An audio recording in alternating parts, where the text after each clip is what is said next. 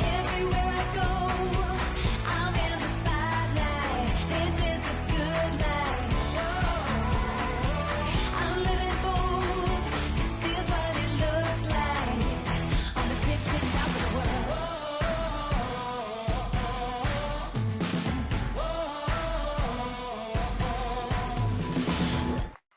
We're back. What a time to return. Have you heard the International Longshoremen's Association and the U.S. Maritime Alliance still have not reached an agreement? I hope that's not news to you. I know it's not. But while you've undoubtedly been busy with the multiple fires created by a possible strike, I thought it might be appropriate to also point out a few other things that happened during the summer break in the past few weeks that you may not have been closely watching. We're back. Let's get into it. Hi, welcome to By Land and By Sea, an attorney breaking down the week in supply chain, presented by the Maritime Professor, me. I'm Lauren Began, founder of the Maritime Professor and Squall Strategies. And I'm your favorite maritime attorney. Join me every week as we walk through both ocean transport and surface transport topics in the wild world of supply chain. As always, the guidance here is general and for educational purposes only. It should not be construed to be legal advice, and there's no attorney-client privilege created by this video or podcast. If you need an attorney, contact an attorney. So we usually start out with my top 3 stories of the week, but because we're just getting back from the holiday break, the summer holiday break, we're going to just jump right into it. So story number 1, first stop, as we always do, let's check in on what the Federal Maritime Commission's been up to in terms of rulemakings. Over the past year or two, well, 2+ years now, the FMC has been working through 3 different rulemakings that they were directed to undertake by the Ocean Shipping Reform Act of 2022. And we've also been watching the RFI process of the Maritime Transportation Data Initiative, an initiative undertaken by Commissioner Carl Bensel. So where's everything at? All right, so the first one that we always cover, the billing practices of detention demurrage, as we know, that went into effect May 28th. That's been open for June, July, August, September, about 4 months now. There was a correction to the final rule, preamble text clarification, but that all went into effect May 28th. The only thing pending here is that there is a petition filed against it by the World Shipping Council. We've talked about that a few different times. As far as I've seen, it's still a pending thing. The petitioner is challenging the final rule on grounds that it's contrary to statute, including that it exceeds the Commission's authority under the Shipping Act and of Section 7B of OSRA, the Ocean Shipping Reform Act, and that it's arbitrary, capricious, and an abuse of discretion and otherwise contrary to law. So the petitioner was ordering vacating and setting aside the final rule. I'm still watching that, right? We're kind of just shaking off the sand, the cobwebs of the summertime. But I haven't seen a lot of movement there. So as of now, right, May 28th was the rule's effective date. There's been no guidance otherwise. So that's kind of how to move forward. If you have questions on the direct applicability of the detention demurrage rule and how it applies to your situation, please contact an attorney. That's going to be something that's going to be fact specific and something that you want to really dive into the nuances there. What could happen? I mean, with a petition, a court could somehow decide to modify the rule based on the commission, but that has based on the petition, but that hasn't happened yet. So I bring it up just so that you stay aware of it. So the D&D rule is a little bit old news, but it's still in that worth paying attention to category. There's 2 other rules that we've been watching, and the other one is so important, and it really hasn't gotten the attention that it deserved. This is the defining unreasonable refusal to deal or negotiate with respect to vessel-based accommodations provided by an ocean common carrier. That was released in July. Guys, it became effective this week. I know we've been busy, but it became effective on September 23rd. That was Monday of this week. Why is this important? It was one of the least watched rules in recent history or recent memory out of the FMC. And grant, okay, I say that, but like, this is a very niche industry, right? And this is a very niche group that's paying attention to the rulemakings of the Federal Maritime Commission. So I'm just saying it's contrasting it with the D&D rule that got over 180 comments. This rule had significantly less engagement, right? It was in the less than 40 comments filed, I think it was. It was significantly less followed. But look, this rule in the black and white law that is written into the regs right now has non-binding examples of unreasonable conduct that feels very familiar to anybody in ocean shipping, and I think you should pay attention to this. So, what does it actually say? What is part of this rule that is now law as of Monday, this past Monday, September 23rd? Well, it says, Part E, non-binding examples of unreasonable conduct when linked to a refusal to provide cargo space accommodations. They list out 6 different non-binding examples of unreasonable conduct, but kind of their inclusion. This is a unique thing to include these non-binding examples of unreasonable conducts. They include blank sailings or schedule changes with no advance notice or insufficient advance notice. Blankings and schedule changes are a very normal, or something that certainly occurs in a familiar way, part of the supply chain. This is with no advance notice or insufficient advance notice. But pay attention, right? That's something that we certainly all kind of know what that is. And blank sailings is usually for operational changes, right? Where they might need to change their schedule and blank a port, where they skip a port essentially. So pay attention, right? They under this Part E, non-binding examples of unreasonable conduct for cargo space accommodation refusals, vessel capacity limitations not justified by legitimate transportation factors. They go through and they define different legitimate transportation factors in this rule. They also identify failing to alert or notify shippers with confirmed bookings of any other changes to the sailing that will affect when their cargo arrives at its destination. I mean, these are pretty familiar, right? I mean, but granted, these are probably on the further end of the spectrum, but this is what the FMC is listed as non-binding examples. There's 3 or 4 others that I haven't even mentioned here. Scheduling insufficient time for cargo tendering or vessel loading so that it is constructively refused, providing inaccurate or unreliable vessel information, or obviously this is the part that's not surprising, right? The de facto, absolute, or systemic exclusion of exports in providing cargo space accommodations. Those were non-binding examples of unreasonable conduct linked to refusal to provide cargo space accommodations. They also have another section that talks about non-binding examples of unreasonable conduct when linked to a refusal to deal or negotiate. So we're seeing both refusal to deal or negotiate, but also refusal to provide cargo space accommodations. So this refusal to deal or negotiate, non-binding examples, the first one, quoting rates that are so far above current market rates, they cannot be considered a good faith offer or an attempt at engaging in good faith negotiations. That's important, as we're about to probably see, and certainly already because of the chaos of the East Coast, and Gulf Coast right now, the quoting of rates, right? And this is saying quoting rates that are so far above current market rates. I mean, right now we're going to be seeing capacity pinches before everybody trying to get their exports out before potential port strikes. So I'm just saying, keep this all in mind. This is not direct legal advice.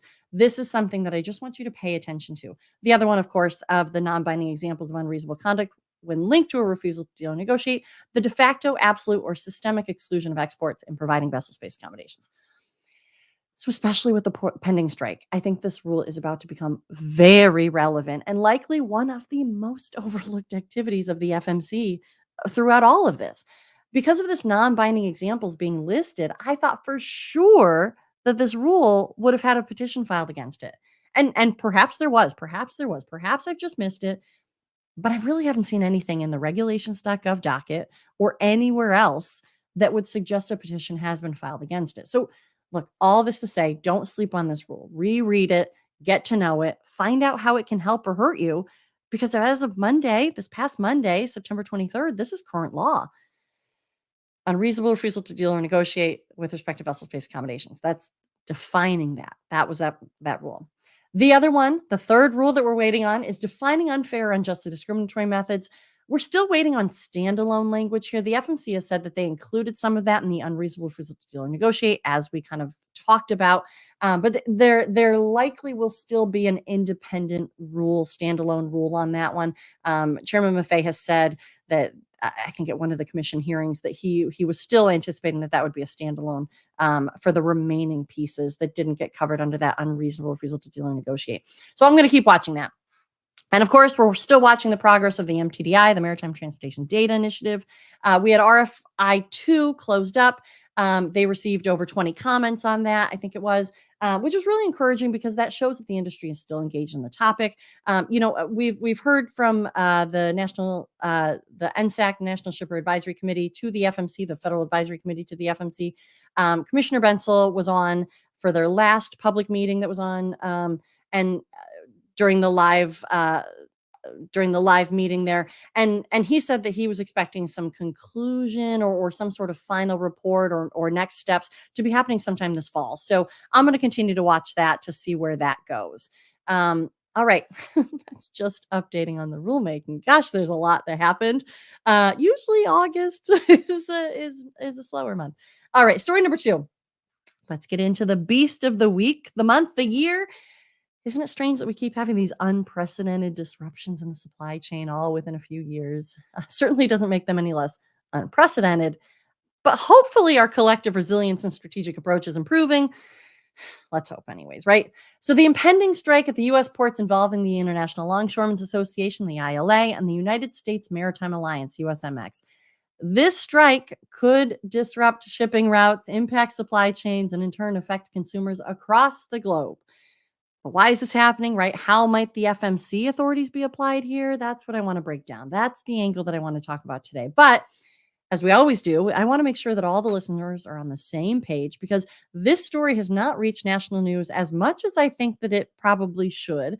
But it certainly has been in our trade press. If you're on LinkedIn, you've been certainly seeing this flying around if you tend to follow ocean shipping. But let's set the stage by explaining the two major players involved. So, as I said, we have the ILA, the International Longshoremen's Association.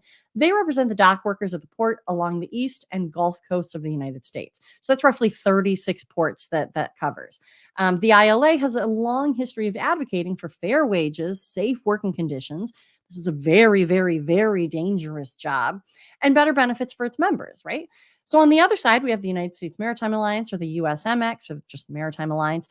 This alliance represents the port operators, the terminal companies, the terminal operators, the ocean carriers, who all use these vital ports for shipping goods. The Maritime Alliance negotiates contracts with the ILA to ensure that port operations run smoothly. This happens about every 5 to 6 years, right? That's usually the terms of these contracts. The ILA and Maritime Alliance come together to negotiate these new labor agreements. Historically, these negotiations, albeit a little tense, although certainly less tense than the West Coast. But we've seen labor disputes because of these negotiations lead to some work slowdown through the years.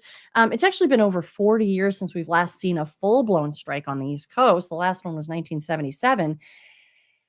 And as I'm sure you all know, right now we're at one of those critical points, and the tensions are very high. So, what's causing the conflict this time around?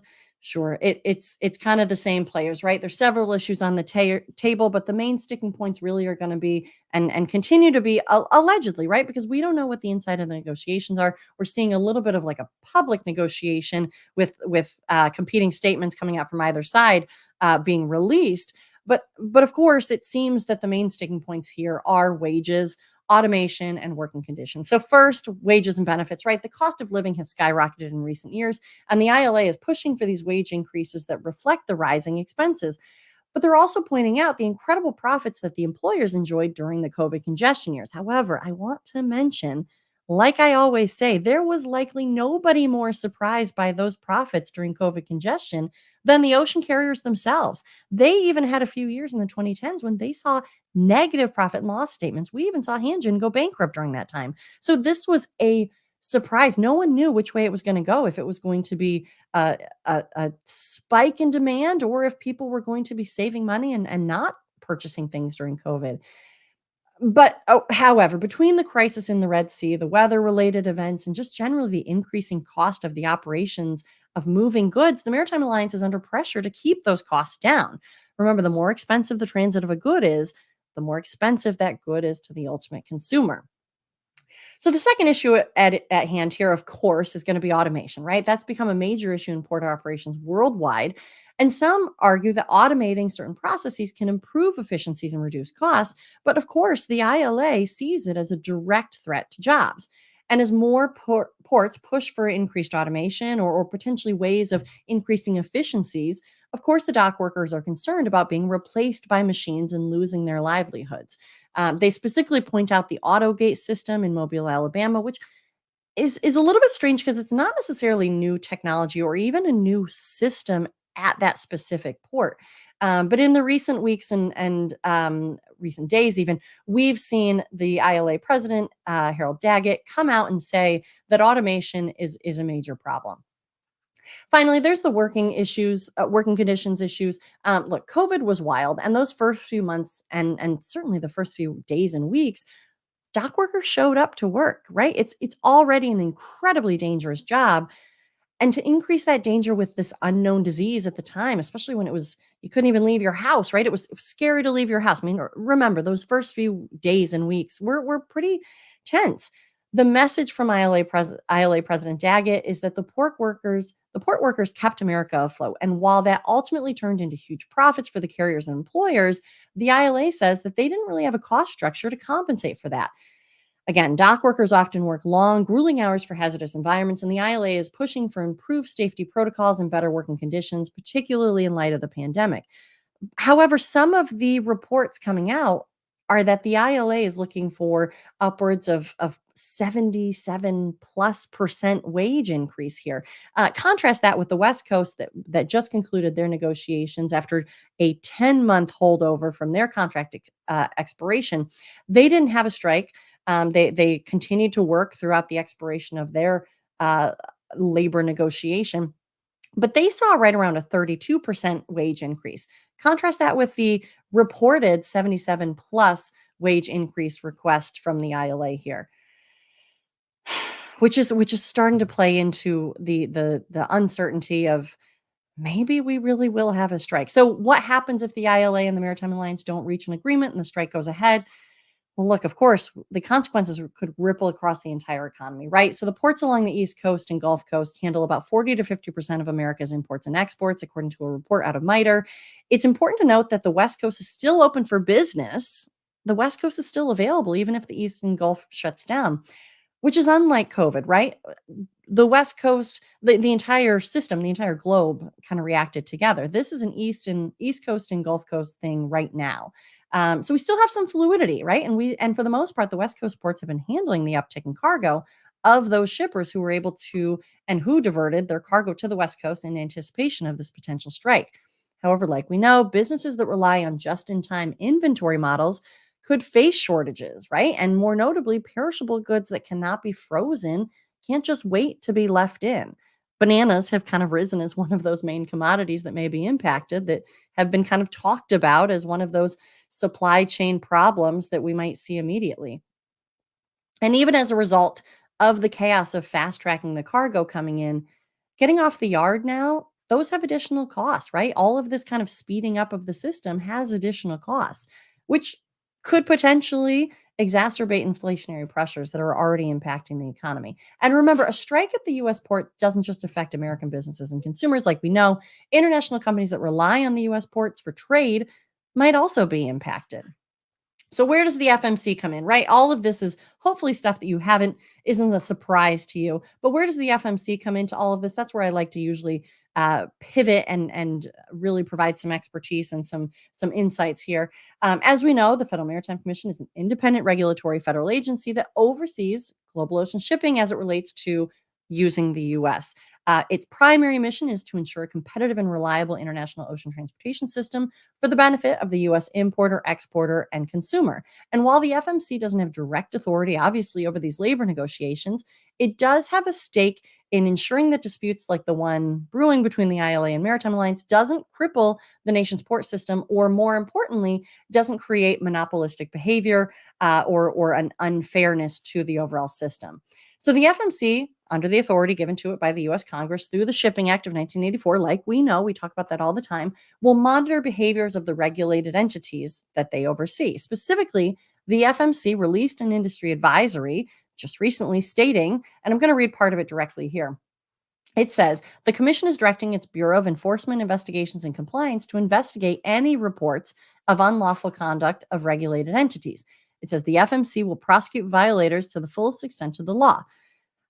The FMC is getting a little bit more bold with some of its announcements and some of its statements. So it says, it continues on to say, common carriers and marine terminal operators (MTOs) must continue to comply with all statutory and regulatory requirements, including rules governing tariffs, service contracts, MTO schedules, the application of and invoicing for demurrage and detention, and all other fees and surcharges assessed.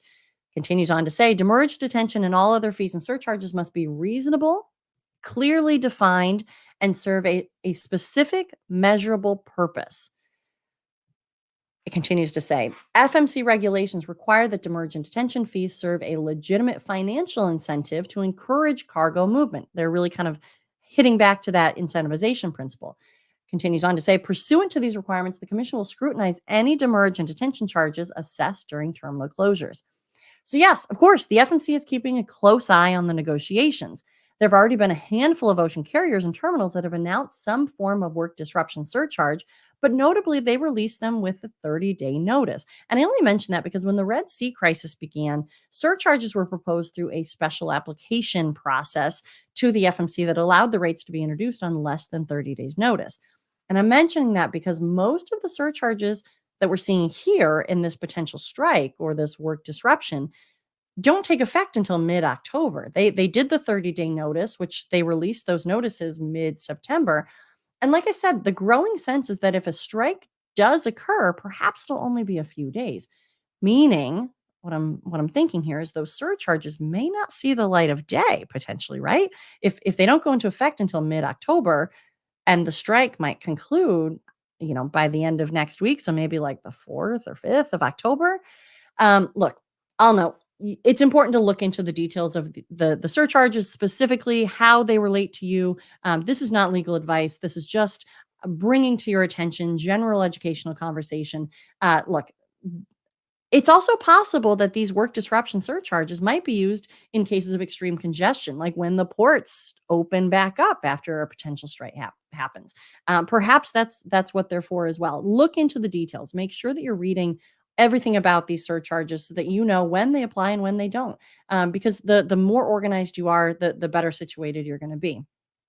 Something else to consider, the pending decision on whether closure during holidays and weekends, right? That's something that we've talked about. The pending decision on whether holidays and weekends is allowed or is counter to the incentivization principle for the application of demurrage or detention. So what does that mean? Can you charge D&D on a holiday or a weekend? The FMC has a case on that. So it's 1966I, which is an informal. It's the TCW versus Evergreen Shipping. The FMC previously relied on that to say in an announcement, when a port is closed, essentially, and equipment cannot be returned, charging per diem is unjust and unreasonable.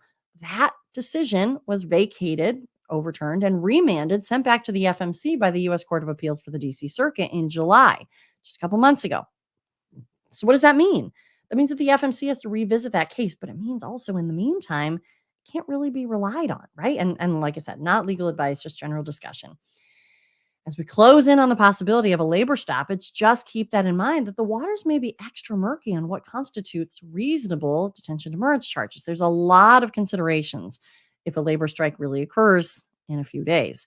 I just want to remind everybody that this holidays and weekends case has been vacated and remanded from the U.S. Court of Appeals for the D.C. Circuit. So pay attention to that too.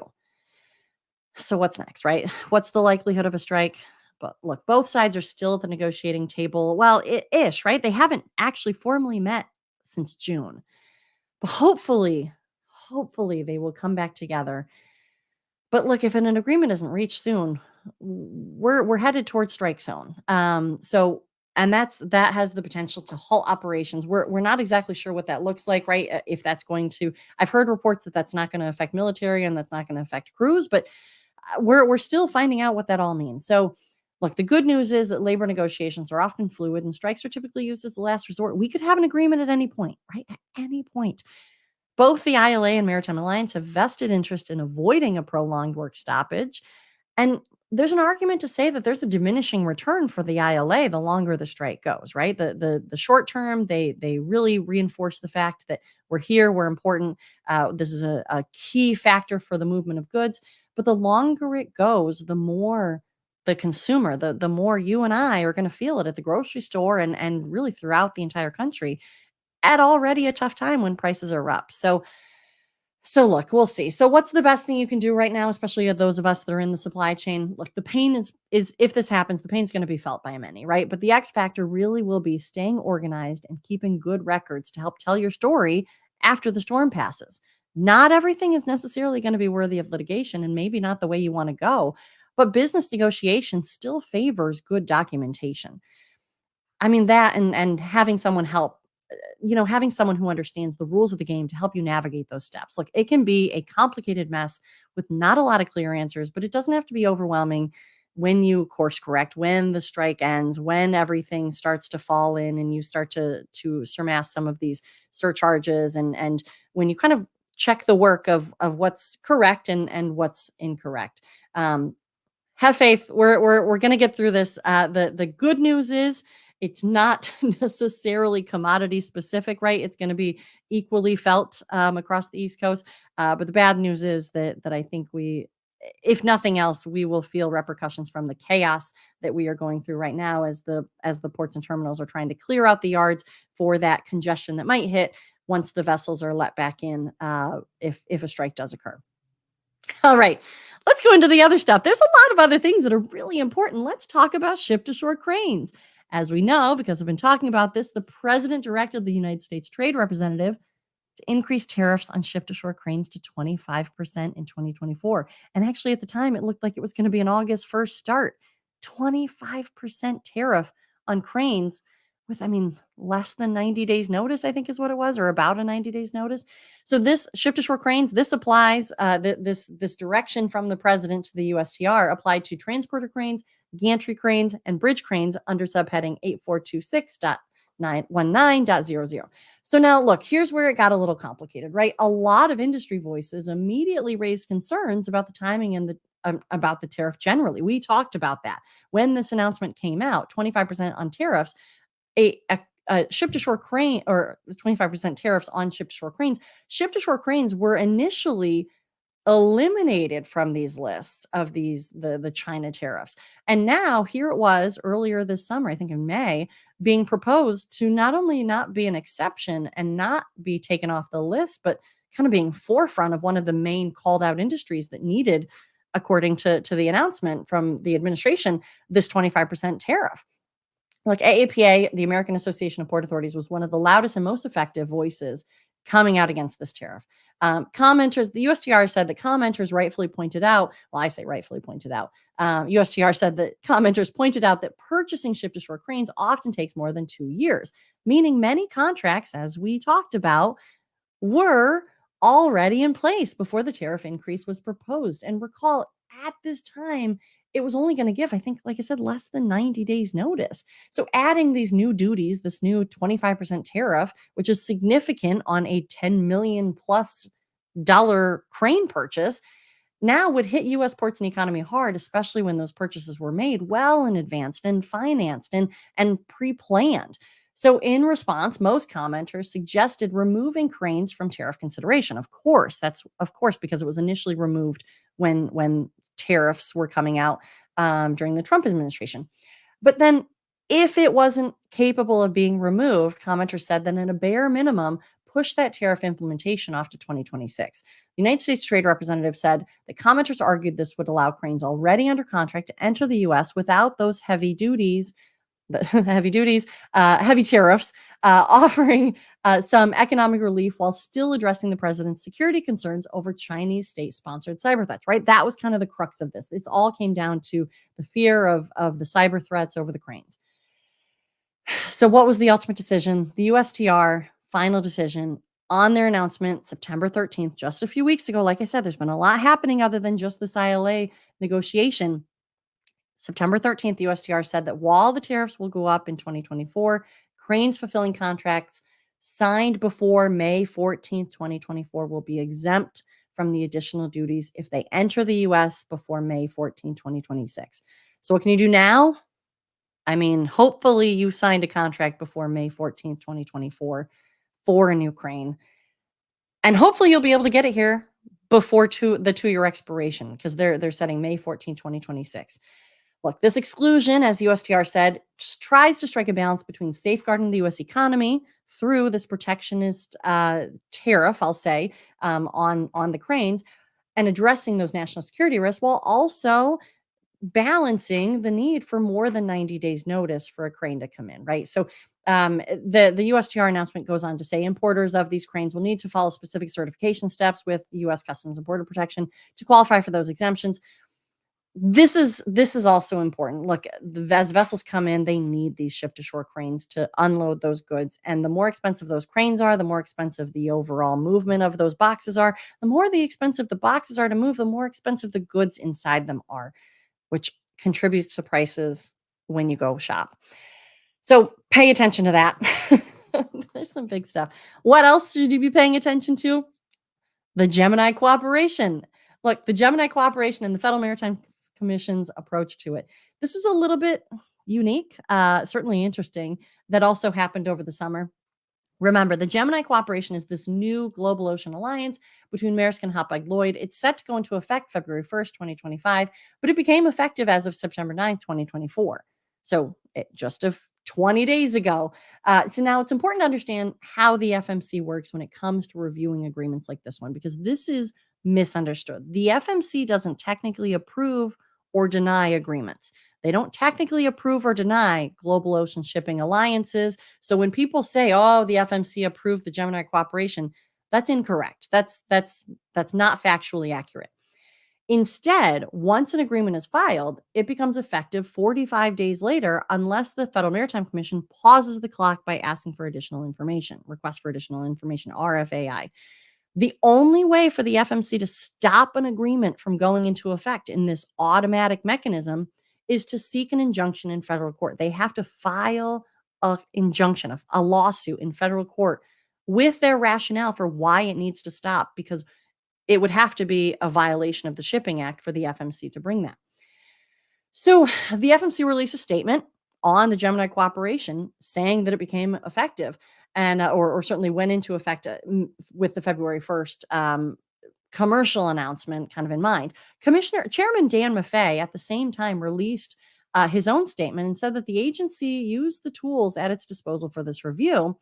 One such tool being its in-house economics team, the Bureau of Trade Analysis, and sent follow-up questions. They did the tolling of the time, but despite the review, it felt like a sense that the FMC may not have been completely satisfied with their ability to predict whether this new alliance would have anti-competitive effects once it becomes active. It was kind of a strange pairing of this is coming out, but we've done all we can, but the sense was like it felt like we're not really sure if this is going to be anti-competitive or not, which is a little bit troubling. Um, Additionally, Commissioner Carl Bensel and Commissioner Max Bakich also issued a statement at the same time on the Gemini Cooperation Agreement. And in their statement, they reminded of a pending legislation in the U.S. House of Representatives. We've talked about it before, but it's been a little bit.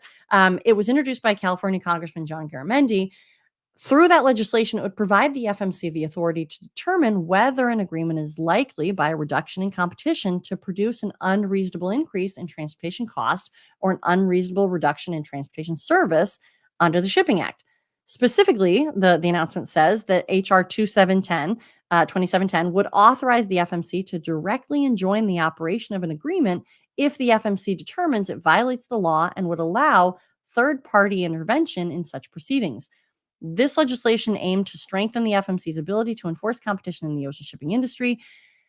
And the announcement from the two commissioners said that through this statement that they are both on record initially in supporting that legislative proposal, but then they also still think that it makes sense today. So essentially what that proposal is saying is that the FMC, under current law, can't approve or deny these agreements in-house. They have to send it out to, I mean, you could argue a non-expert federal court to decide whether this is anti-competitive or a violation of the Shipping Act. This pending legislation is saying, nope, nope, nope, bring it back to the FMC. We think that those are the experts and they should have that decision. That's what these two commissioners are saying through their support of this. Well, that's all just the announcement, right? So here's where things got even more interested. The FMC tools are limited, right? Like I said, the government doesn't have much power. The FMC doesn't have much power to prevent private companies from forming alliances to improve their operations, because that's the argument, saying that these vessel sharing agreements improve operations and improve routing. I do believe that. I do think that they do that. I think that they help bring a better effectiveness of the vessels that are out there. Instead of half loaded vessels, you have comboing of space. They're still competing. Those companies, even though they're in vessel sharing agreements, are still in competition with one another and are still competing against each other to get your business. So look, that's by design, to keep government from unnecessarily stifling those business ideas through red tape.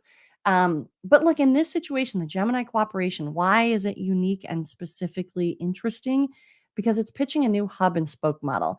And with that, of course, comes a lot of unknowns. The FMC might be concerned about those uncertainties here. And maybe that's what they're kind of hinting at, or kind of proposing, is that, look, there's not a lot of solid evidence to argue that it would violate the Shipping Act, and that they can't really prove that it would stifle competition, but that doesn't mean that they're not still worried about it. And of course, the tone of the FMC's review feels a little bit like, we didn't really find anything wrong yet, but we're watching you. And that was not so thinly veiled, right? It sounds a bit heavy-handed, but if Gemini cooperation, look, is playing by the rules, if the Gemini cooperation is playing by the rules, there's nothing to worry about. If they're not being anti-competitive, so double negative, if they're being fair, and they're just doing vessel sharing like normal, there's nothing to worry about here. It's only when you're violating the Shipping Act do you really have something to worry about, and that's when the FMC would come in. The FMC said, and certainly has ramped up the tone in its press releases over the past few years, I would say, and certainly over the past year, it feels like. And it really emphasizes its role in closely monitoring agreements and just kind of closely monitoring the supply chain generally. It's clear that the FMC wants the industry to know that they're doing their job in watching for competition and competitive effects. But the key point here is they really have limited manpower and resources at the FMC. They have just over 120 employees there, and filing an injunction in federal court takes significant effort and significant manpower. So, I mean, to me, it feels like unless the FMC has a strong argument to back that they really felt like this was anti-competitive and a violation of the Shipping Act, it felt like maybe they decided to hold off on that significant measure to stop an agreement, opting instead to let the agreement go into effect. But as they mentioned, they're going to continue to keep a close eye on it. It's a little bit strange just having that warning shot with the announcement that it went into effect. Look, the FMC's stance on this Gemini cooperation seems to be a cautious wait and see approach. They're certainly monitoring the situation, but without that hard evidence of anti competitive behavior, they're likely not stopping it for now. And that's certainly what happened, right? We know that happened. They didn't stop it for now. But they did make it very clear that they're going to be watching that closely. So, as the FMC is watching Gemini cooperation closely, I think we can all watch what the FMC does here closely. And as that February 1st start date ticks closer, we'll see. We'll see what it looks like. But I mean, if they're not doing anything wrong, no problem. I can tell you that there was heightened concern when Global Ocean Alliances kind of reshuffled in the mid 2010s too. So we'll see what this new hub and spoke model looks like, and perhaps we'll get more clarity as we get closer to the concerns that the FMC had, because maybe we'll see a little modification of the Gemini cooperation to make sure that they are more in line with what the FMC finds comfortable zone. But that's not necessarily their job to make sure that the FMC feels comfortable. It's their job to make sure that they're compliant with the law, which is arguably the same thing. But yeah. Story number 5. Last story of the day. We are only scratching the surface on the things that happened the last few weeks and months. But story number 5, alliance reshuffling. The shipping world is about to witness a major shakeup in alliances as we move toward 2025. Look, we're going to have big changes coming from MSC, Maersk, Hapag-Lloyd, and some others, right? So let's break down what's exactly happening. So today we have 3 global ocean shipping alliances. We have 2M, which is MSC and Maersk. We have the Ocean Alliance, which is COSCO, Evergreen, OOCL, and CMA CGM. And we have the Alliance, or THE Alliance, which is Hapag-Lloyd, Yang Ming, Hyundai Merchant Marine, and ONE. As of February 1st, 2025. So as we move into 2025, we're going to see MSC in kind of a standalone area. We're going to see the Gemini Cooperation, Hapag-Lloyd and Maersk. We're going to see Ocean Alliance for the most part stay unchanged. That's going to be Costco, OOCL, CMA, CGM, and Evergreen. But we're going to see a new alliance that I really haven't seen a lot of talk about called the Premier Alliance. It's Hyundai Merchant Marine, O&E, and Yangming. It's basically a rebranding of the Alliance, THE Alliance, and perhaps that's why, because I've heard it both ways, THE Alliance or the Alliance or the High Efficiency Alliance. Perhaps maybe they want to get rid of that and now it'll be Premier Alliance, which is the Alliance minus Hapag-Lloyd. So look, we're seeing MSC is going to be rolling out a new standalone service network, officially marking the end of the 2M vessel sharing agreement with Maersk. So MSC is going to be providing that independent service for the east-west trade routes, as far as we're seeing. But we're also seeing, right, the Alliance, THE, moving over into that Premier Alliance. That's going to be kicking off in 2025 and will last for 5 years. It's interesting though, because the Premier Alliance and MSC have actually announced a slot exchange program too. And I think that that's going to be something to watch. Slot exchange and slot partnerships or slot swaps and kind of it's essentially a limited, it's not a vessel sharing, but it's like slot charter agreements. So we're seeing that as a potential for 2025 for a slot charter agreement coming between Maersk MSC and Premier Alliance.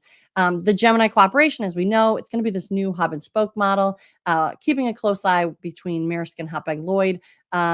It's what the announcement is that it's going to be a new hub and spoke model centered on 12 global hubs and serviced by 26 mainline services and 32 dedicated shuttles.